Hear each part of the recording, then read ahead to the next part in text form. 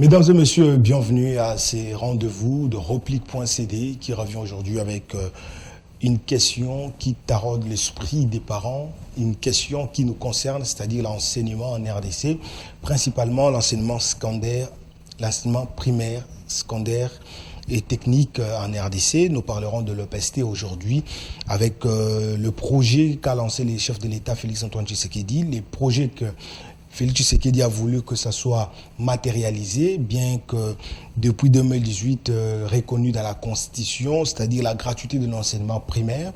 Aujourd'hui, l'enseignement primaire ou l'enseignement des bases, c'est également la question qu'on doit répondre aujourd'hui avec notre invité. Il s'agit bien de Serge Bondedi. Il est secrétaire général des UMAE, classe Ezamon-Bongote. Il est plus connu avec ses projets. Aujourd'hui, avec lui, nous analysons l'aspect de cette gratuité de l'enseignement. 3e année scolaire depuis son lancement, août 2019, par le chef de l'État Félix-Antoine Tshisekedi. Serge, bienvenue. Merci, Papa Le Cœur. Merci d'avoir répondu à cette invitation. Nous parlons aujourd'hui de la gratuité de l'enseignement. Qu'en est-il de cette gratuité de l'enseignement 3 ans, après 2 ans de son lancement et 3e année scolaire qui s'est entamée déjà? Oui, 3 années scolaires successivement depuis que cette réforme, dans une phase de la généralisation, a été lancée. Comment ça se porte, c'est une grande question. Ouais. C'est une grande question qui, d'abord, me met dans un contexte des sentiments partagés. Pourquoi des sentiments partagés? D'abord, comme défenseur de cette gratuité, je crois que vous êtes un témoin. Parce que vous nous avez accompagnés lorsque nous avons appuyé, parce qu'avant nous, il y a eu quand même des gens qui ont plaidé pour que cette gratuité ait la vie. Et nous sommes venus en 2017 à travers la campagne Classe Ezamon-Bongote pour appuyer ces plaidoyers et laquelle réforme a vu le jour de manière généralisée. Et je crois que vous nous avez observé pendant les 2 années passées où on était à la première ligne pour défendre contre toute velléité et parfois des velléités qui étaient aussi parfois fondées, légitimes, mais il fallait défendre cette réforme de manière à permettre à ce qu'elle atteigne la maturité, c'est-à-dire un niveau de non-retour, l'irréversibilité. Mais en même temps, sentiment partagé parce que je suis aussi un acteur majeur de la société civile thématique éducation. Et comme acteur de la société civile, il faut défendre les intérêts de la communauté. Et surtout lorsque la réforme, à un certain moment, présente des difficultés majeures contre la qualité de l'enseignement. Ok. Et il faut aussi ajouter, pour que mes propos ne soient pas très mal interprétés, nous l'avons toujours dit dans le cadre de la défense de la gratuité, que la qualité de l'enseignement dans son ensemble, préscolaire, primaire, secondaire, technique, universitaire, pose problème dans notre pays. Alors, c'est un problème connu. Voilà, là c'est le problème connu. Mais aujourd'hui, la gratuité de l'enseignement, est-ce que c'est porte bien, selon vous, en tant qu'acteur de la société civile? À ce jour, sur base des éléments à notre possession, sur base du monitoring, sur base de la vision, la gratuité ne se porte pas telle que nous la voulons. C'est ce que je peux dire. Pourquoi? Parce que cette réforme qui veut dire la prise en charge des frais de scolarité des enfants par l'État, donc le gouvernement, implique un certain nombre de fondamentaux. Parmi lesquels Et ces fondamentaux sont tirés de la déclaration finale des travaux de la table ronde 2 sur la gratuité. Ces déclarations, en son point 1, il s'est dégagé un consensus national. Ok. Dans ce consensus, tous les participants étaient convenus qu'en parlant de la gratuité, il faut voir l'amélioration des conditions Des enseignants. sociales et professionnelles des enseignants. Et cela a été projeté en 3 paliers. Ça, c'est de 1. Il faut l'amélioration des infrastructures scolaires. Ça, c'est de 2. Il faut équipement des kits scolaires, des intrants pédagogiques au profit des enfants. Il faut fournir le bulletin scolaire pour les enfants. Et dans cette table ronde, la gratuité était projetée pour l'éducation de base dans son ensemble, ce qui implique le primaire et le 2 années du secondaire, donc le cycle terminal de l'éducation de base, les 2 premières années du secondaire, allais-je dire. Et sur base de ces éléments, nous pouvons dire qu'au stade actuel, elle ne se présente pas tel que nous l'avons voulu, ce qui nécessite vraiment encore des efforts très efficaces, et on voyait les choses venir. Je crois qu'au mois de décembre 2019, nous avons prévenu la communauté, parce qu'il y a même dans le jour passé, nous avions dit qu'au stade actuel, la gratuité était en train d'étrangler le système éducatif dans son ensemble. Voilà. Alors, est-ce qu'aujourd'hui, on doit dire qu'il y a eu une erreur lorsqu'on lançait cette gratuité, parce qu'on a parlé de l'enseignement des bases, d'autant plus que la Constitution, dans son article 43, qui parle de l'enseignement primaire, est obligatoire et gratuit dans les établissements publics. C'est vraiment un joli débat. Et l'opinion est alimentée par ces débats, où il y a même de ceux qui pensent qu'il y aurait conflit juridique entre la Constitution et la loi 4. Il faut que les choses soient claires, il faut qu'on se comprenne. La Constitution votée par référendum 2006, promulguée après le vote par référendum en 2006, la loi cadre et la Constitution, pour ne pas aller vite en besogne, exactement à son article 43 que vous venez de citer, stipule ou consacre la gratuité de l'enseignement primaire. Ça, c'est un acquis. La loi cadre qui vient en 2014 consacre à son tour la gratuité de l'éducation de base. Et il y a de ceux qui pensent qu'il y a conflit. C'est ça. Parce que la loi cadre parle de la gratuité de l'éducation de base, oui, qui prend les 6 années de l'école primaire, exact, et les 2 années de secondaire. C'est-à-dire qui aujourd'hui, qui était hier première et deuxième CO, aujourd'hui c'est 7e et 8e primaire. Effectivement. Alors là, lorsqu'on parle de la gratuité de l'enseignement, c'est-à-dire les 2 classes qui hier étaient à l'école secondaire, aujourd'hui ramené à l'enseignement des bases, qui entre un peu comme école primaire prolongée. Cette confusion-là. En fait, il n'y a pas de confusion. Les gens veulent en faire une confusion. Il n'y a pas de confusion. Pourquoi? D'abord, il faut mentionner que lorsqu'on parle de la gratuité de l'enseignement, nous sommes dans le domaine de DESC, droit économique, socio et culturel, qui est tout à fait différent du droit pénal. Vous comprenez? Et en matière de DESC, il n'y a pas de conflit en termes des instruments internationaux. Et le DESC, les droits économiques, sociaux et culturels, sont régis par des instruments internationaux. Vous avez le pacte international relatif aux droits économiques et sociaux de 1973 ou 78, l'année m'a échappé. Vous avez la base de tout qui est la Déclaration universelle des droits de l'homme. Et vous avez d'autres instruments internationaux. Notre pays a adhéré à ces instruments internationaux. C'est sur base de ces instruments internationaux qui consacrent la gratuité de l'enseignement. C'est sur base de ces instruments qu'il y a eu un engagement international. Hier, qu'on les appelait les OMD, les objectifs du millénaire de développement, aujourd'hui qu'on appelle les ODD, objectifs du développement durable. Et l'ODD 4, qui est celui de l'éducation, encourage les États à appliquer la gratuité de l'enseignement primaire et de 2 années du secondaire. Pourquoi?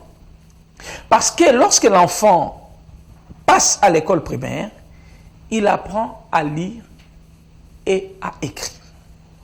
À ce moment-là, l'enfant n'est plus utile pour lui-même. Il sait lire, il sait écrire. C'est-à-dire que les compétences que l'enfant a acquises, c'est limite au niveau de la lecture et de l'écriture.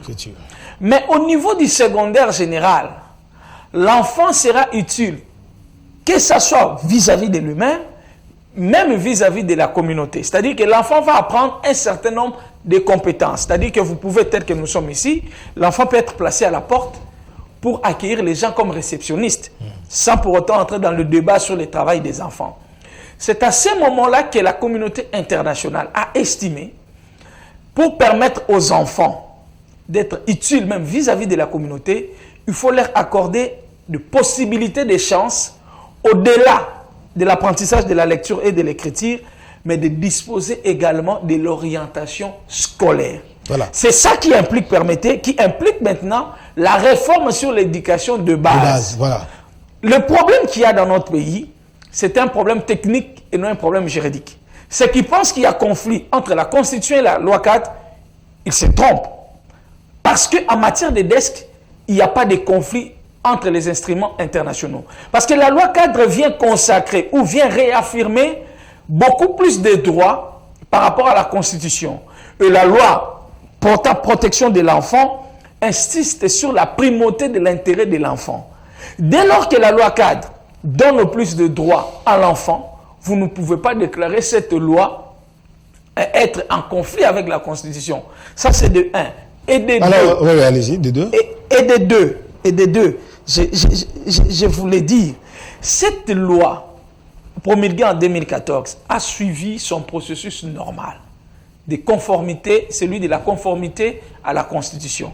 Avant que le chef de l'État, à l'époque, puisse signer cette loi, la loi était renvoyée à l'époque à la Cour suprême, je crois, siégeant en matière de constitutionnalité. Donc, de ce côté-là, il n'y a pas de débat. Le vrai problème, ici, vous avez, la réforme sur l'éducation de base. Parce que pour appliquer la gratuité au niveau de l'éducation de base, il faut stabiliser la réforme sur l'éducation de base qui n'a pas encore atteint sa maturité. C'est-à-dire quoi? Vous avez un enseignant qui enseigne le cours de français au niveau du première année CIO, c'est le même enseignant qui peut aussi intervenir à la classe de hier qui était appelée 6e année des humanités, aujourd'hui 4e année des humanités. Donc, ces aspects techniques-là ne sont pas encore maîtrisés dans notre système éducatif, ce qui rend davantage la tâche difficile pour appliquer la gratuité au niveau de l'éducation de base. Ça, c'est de 1 et de 2. Il n'y a pas des écoles qu'on appelle l'école de l'éducation de base, parce que l'éducation de base, ce n'est pas un niveau d'enseignement. C'est un continuum, comme la loi l'indique. C'est quoi l'éducation de base? L'éducation de base, c'est un continuum qui permet à l'enfant d'acquérir les compétences de l'écriture, de la lecture et sur l'orientation scolaire. Et cette éducation de base prend le 6 années du primaire et les 2 premières années du secondaire. C'est un continuum comme la loi l'indique. Voilà. Maintenant, lorsque la Constitution parle de l'enseignement primaire et gratuit dans tous les établissements de l'État. Oui. On parle de l'enseignement primaire. On n'a pas parlé de l'enseignement de base. Oui. On n'a pas parlé de l'éducation de base. De l'éducation de base. On a parlé de l'enseignement primaire. Oui. Est-ce qu'il y a-t-il une différence entre l'enseignement primaire et l'éducation de base? Effectivement, il y a une différence. Pourquoi? Parce que l'éducation de base, c'est une nouvelle réforme. Cette réforme veut à ce que l'enfant... Les 2 années du secondaire reviennent à l'enseignement primaire, c'est ça? Non, ça ne revient pas. Ça me rappelle un grand débat à l'époque, je crois que c'était le ministre Moussemena lorsqu'on a lancé cette réforme. Et les gens ont cru que l'école primaire devrait compter maintenant 6 années. Non. L'école primaire, c'est l'école primaire avec ses 6 années. Voilà. Maintenant, là, on doit dire que la gratuité de l'enseignement ne doit s'appliquer qu'aux 6 années de l'école. Non. Non. de l'enseignement primaire. La gratuité doit s'appliquer dans l'ensemble du continuum de l'éducation de base. Non. Ici, on ne parle pas de l'éducation de base. Ici, nous parlons de l'enseignement primaire. Là, je vous ai posé la question, est-ce qu'il y a-t-il une différence entre l'enseignement primaire et l'éducation de base? Vous m'avez dit oui. Mais la Constitution ici parle de l'enseignement primaire. Donc aujourd'hui, l'enseignement primaire, c'est celui qui doit subir la gratuité de l'enseignement et non l'éducation de base. Vous êtes d'accord avec moi? S'il vous plaît, nous ne devons pas avoir une lecture figée des choses. Non. Nous sommes dans un contexte, dans un domaine qui est très dynamique. Ouais, nous sommes dans l'esprit des droits économiques, sociaux et culturels. Voilà, nous sommes dans l'esprit et dans la lettre de cet article 43. Permettez. La Constitution de 2006 a donné des droits aux enfants d'accéder gratuitement à l'école primaire. Gratuitement. De 2006 à 2014, vous avez une affaire de cette année, je crois, si l'arithmétique ne me trahit pas. De 2006 à 2014, vous avez un certain nombre d'années. Et le monde a évolué. Et il faut savoir que l'éducation, c'est un domaine... Mais le monde a évolué, mais la Constitution n'a pas évolué. S'il vous plaît. Monsieur Bondé. S'il vous plaît, monsieur Le Cœur. Oui. L'éducation est régie sur base des normes internationales. C'est ainsi qu'il existe l'UNESCO, qui est l'organisation internationale, ou l'Organisation des Nations Unies sur la culture, la science et l'éducation. L'éducation, j'avais dit c'est à 9 ans, entre 2006 et 2014. Sur base de ces normes qui régissent l'éducation, il a été admis que l'enfant acquiert un certain nombre de compétences, non seulement au niveau primaire, mais aussi au niveau secondaire. Ces compétences permettent à l'enfant... Là, nous sommes du point de vue, pas du point de vue droit, et nous sommes du point de vue technique. Exactement. Ici, je parle du droit. Fait précède le droit. Ici, je parle... Le fait précède les droits. Ici, je parle du respect de la Constitution. C'est que le droit dit. Qu'est-ce que la loi dit? La loi dit que l'enseignement primaire est gratuit dans tous les établissements publics. J'avais dit ici, monsieur Le Cœur, que l'éducation de 1 est une norme. Ça, c'est de 1. Et de 2, la gratuité que la Constitution réaffirme relève de DESC. Le DESC sont différents du droit pénal, par exemple, où vous avez des choses qui sont figées. Le DESC, ce sont des droits économiques, sociaux et culturels qui ont un certain nombre de principes. Et ce principe obéit aux droits de l'homme, parmi lesquels, le principe, vous avez la non-discrimination, vous avez l'égalité. C'est-à-dire que la communauté internationale s'est rendue compte que, puisqu'il faut permettre à ce que la planète ait la stabilité, la paix, pour qu'il y ait la paix, il faut que chaque individu dans le monde ait l'accès aux apprentissages à l'école. De manière à ce qu'en sortant de l'école, les citoyens du monde aient des compétences pour être utiles vis-à-vis de lui-même et vis-à-vis de la communauté. C'est ainsi qu'ils ont vu qu'au niveau primaire, ces compétences ne sont pas totalement apprises. Il faut étendre cette possibilité jusqu'aux 2 années, aux 2 premières années. Là c'est ce qui est appliqué aujourd'hui.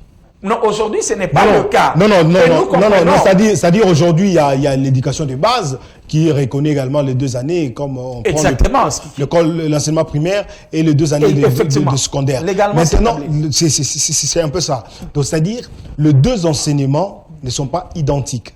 Là, nous sommes à l'école primaire où il y a un certain comportement. Il y a un seul enseignant du matin au soir. Et du matin jusqu'à midi à la sortie. Et, contrairement à l'enseignement des bases, soit à l'éducation de base, les 2 enseignements, les deux classes, on a plusieurs enseignants qui entrent et qui sortent selon les cours. Vous comprenez? Donc, c'est-à-dire, l'enseignement est différent là à ce niveau. Effectivement. Donc, maintenant, l'État dit, ceux-là qui sont à l'école primaire doivent bénéficier de la gratuité de l'enseignement. Donc, c'est-à-dire, c'est différent avec l'éducation de base. Et en effet. Donc, c'est-à-dire, là, la Constitution, jusque-là, est respectée. Oui. Donc, l'éducation, vous êtes d'accord avec moi que l'éducation de base n'a pas l'obligation de bénéficier de la gratuité de l'enseignement. Il y a une obligation. Parce que vous avez de un, l'État donc, s'est selon la Constitution, nous sommes dans la Constitution. L'État s'est engagé. S'il vous plaît, Serge Mondedi, nous devons bien aider à ceux-là qui nous suivent, ils doivent comprendre. Lorsqu'on parle de la gratuité de l'enseignement, ce n'est pas la gratuité de l'éducation. Ici, on parle de la gratuité de l'enseignement. On n'a pas dit la gratuité de l'éducation de base. On parle de la gratuité de l'enseignement. Et on précise l'enseignement primaire. Donc, vous êtes d'accord avec moi qu'aujourd'hui, la Constitution est respectée? Si vous faites une lecture sélective, je vous le conseille. Oh là Nous sommes à la Constitution ou non? Si vous faites une lecture sélective, je vous le conseille. Nous sommes à la Constitution ou non? Mais si vous faites une lecture globalisante, parce que l'éducation est une norme, j'insiste. Et nous comprenons. Ouais, vous avez raison. Comme acteurs du secteur, nous savons les raisons pour lesquelles l'État s'est un tout petit peu désengagé avec la gratuité au niveau de l'éducation de base. C'est un problème de moyens. Mais depuis l'éducation de base payée, il y avait le frais scolaire qui était payé. Exactement, il y avait le frais fixé par le gouverneur. Il y a une diminution drastique. Voilà, il y a une diminution drastique. Voilà. Il y a une diminution drastique. Alors, la gratuité, on a vu le parent ne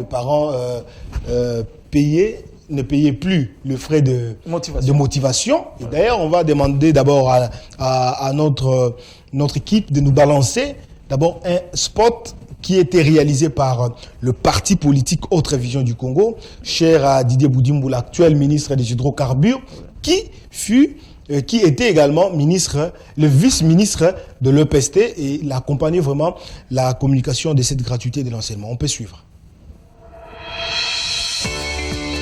L'école n'est pas un fonds de commerce. Nul n'ignore les bienfaits de la gratuité de l'enseignement sur un peuple pauvre. Irréversible, irrévocable, la gratuité de l'enseignement demeurera contre vents et marées, comme le veut la Constitution.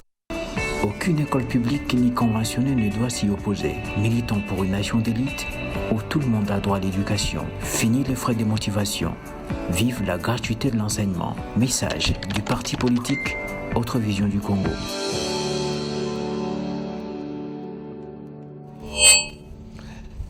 Commentaire. Oui, vous savez, j'étais tenté d'appeler le vice. je garde l'image de quand il était encore vice, le ministre Didier, que je salue en passant. Il a toujours accompagné cette vision de la gratuité. Et il a aussi toujours accompagné Imaye. Et je crois que École les âmes Mbongoté.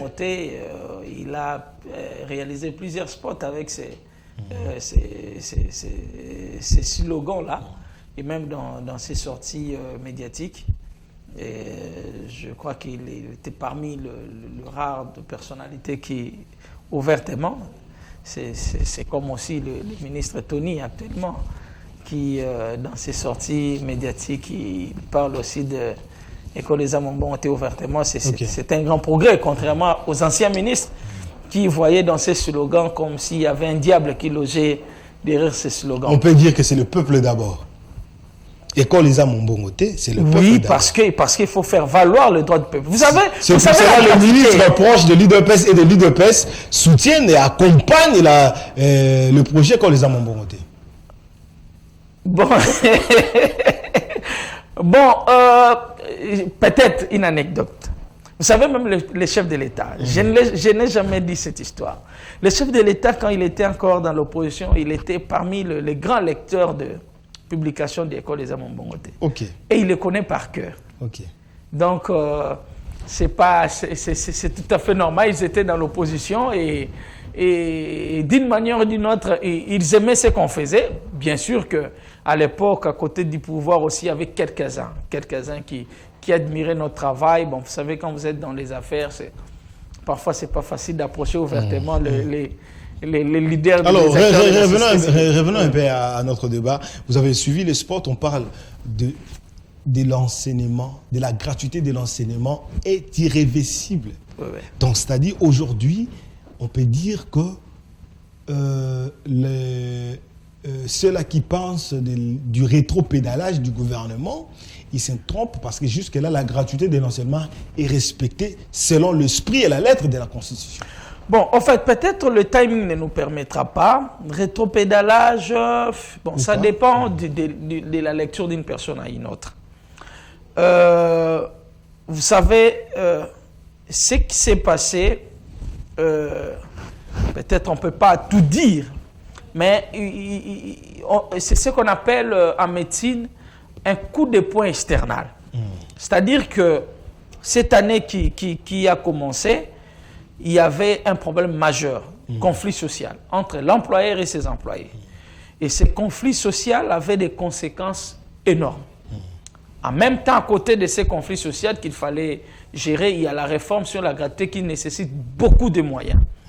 Alors nous étions, je crois que lorsqu'on appelait à l'évaluation de la gratuité, c'est parce qu'on voyait l'arrêt cardiaque du système éducatif.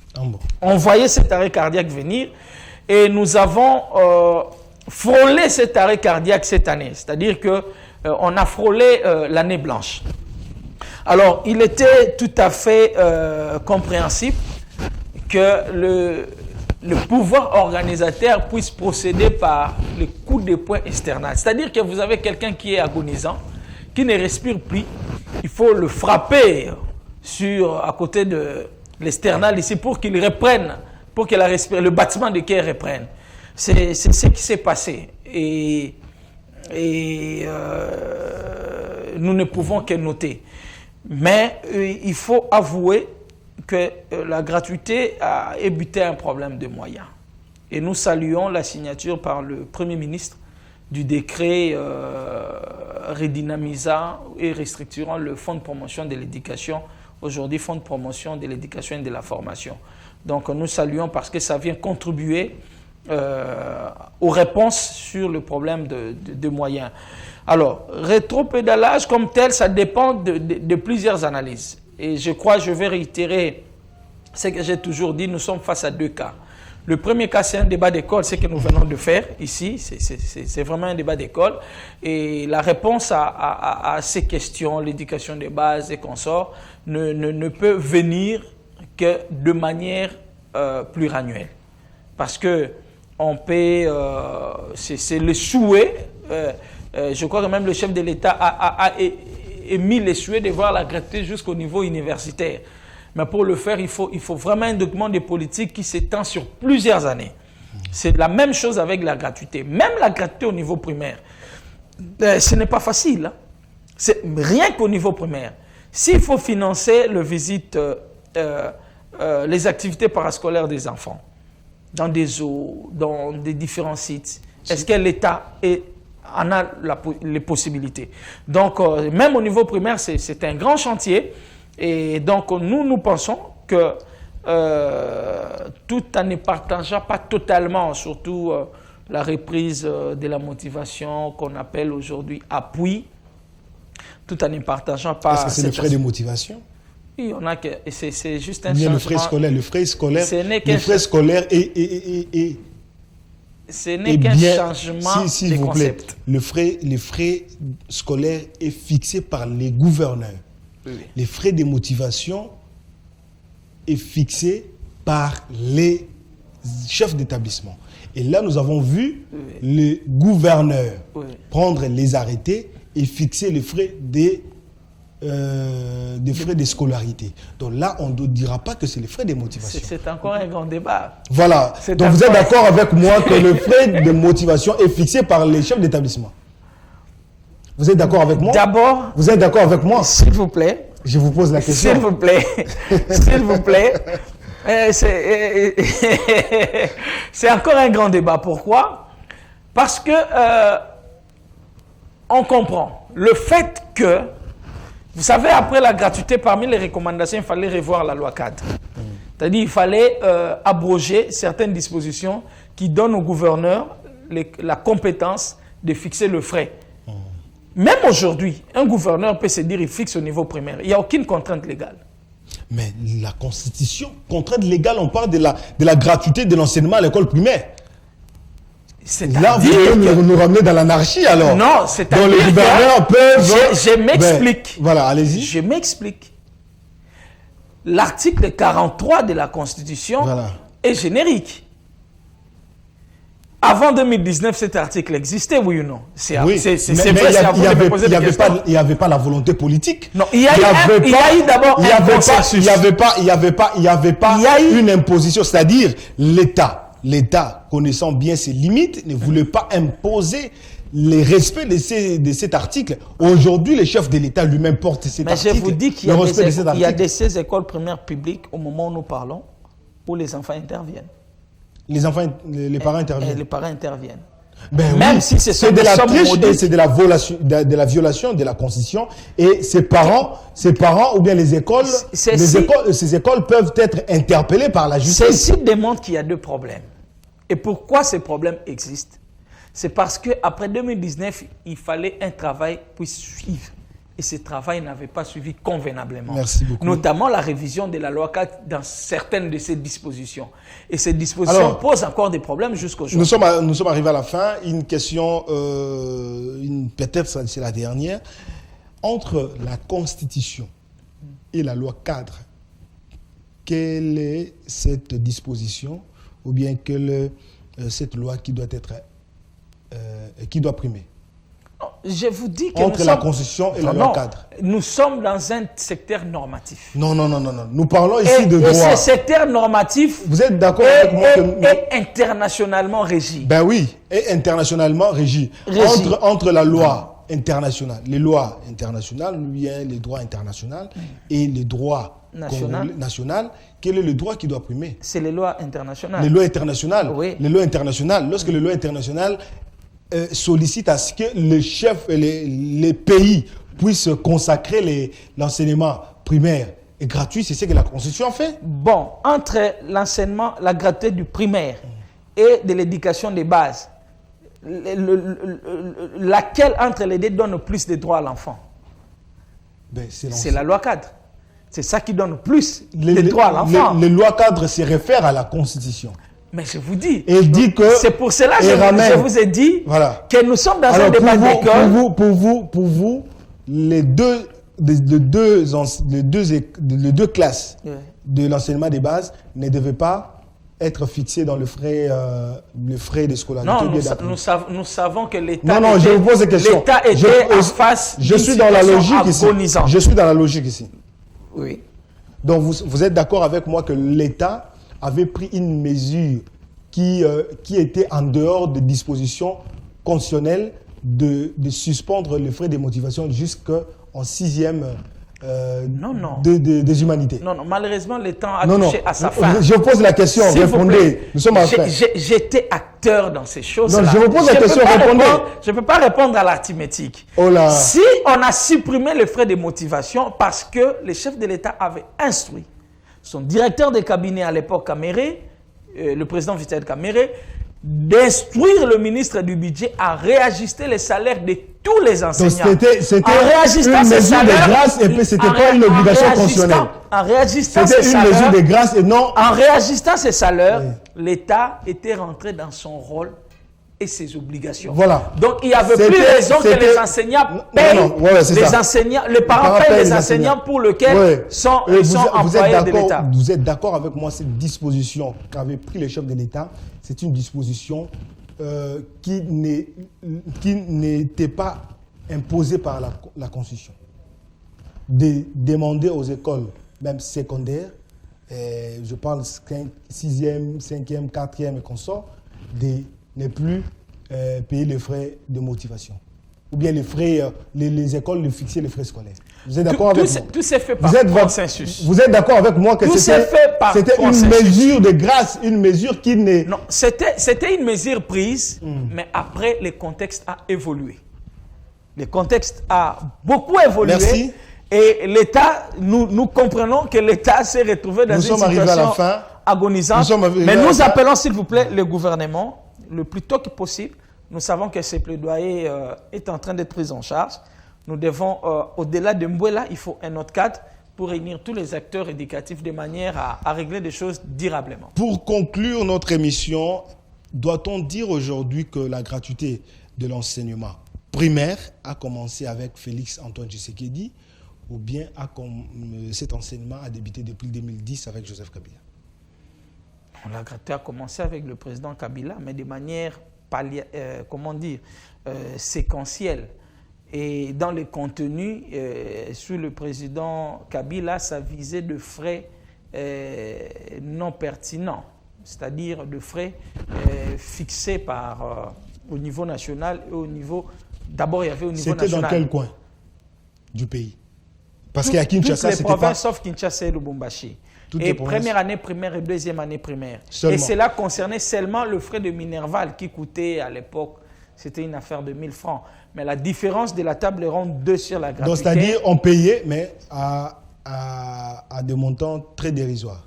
C'est-à-dire que ce que l'État avait pris en charge, certainement ça représentait une grande enveloppe vis-à-vis de l'État, mais vis-à-vis des citoyens, c'était je reviens avec rien. Ma question. Oh ouais. Doit-on dire que l'effectivité de la gratuité de l'enseignement a débuté avec Félix Antoine Tshisekedi? Je dirais plutôt la généralisation. Je parle de l'effectivité. Moi, je dirais la généralisation. Répondez à ma question. Moi, je pose la question par rapport à l'effectivité. Bon, comme opérateur éducateur, j'opte pour l'approche par les situations.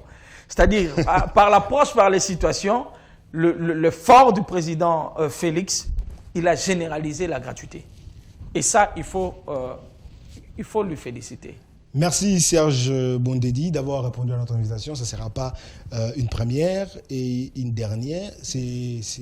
Nous allons toujours vous inviter. Mais prochainement, vous serez reçus dans notre émission Les Duels. Vous serez en débat avec ceux-là et qui sont un peu en encontre avec vos pensées. Et nous allons tirer tout au clair par rapport à cette situation de la gratuité de l'enseignement. Mesdames et messieurs, merci de nous avoir suivis et à la prochaine.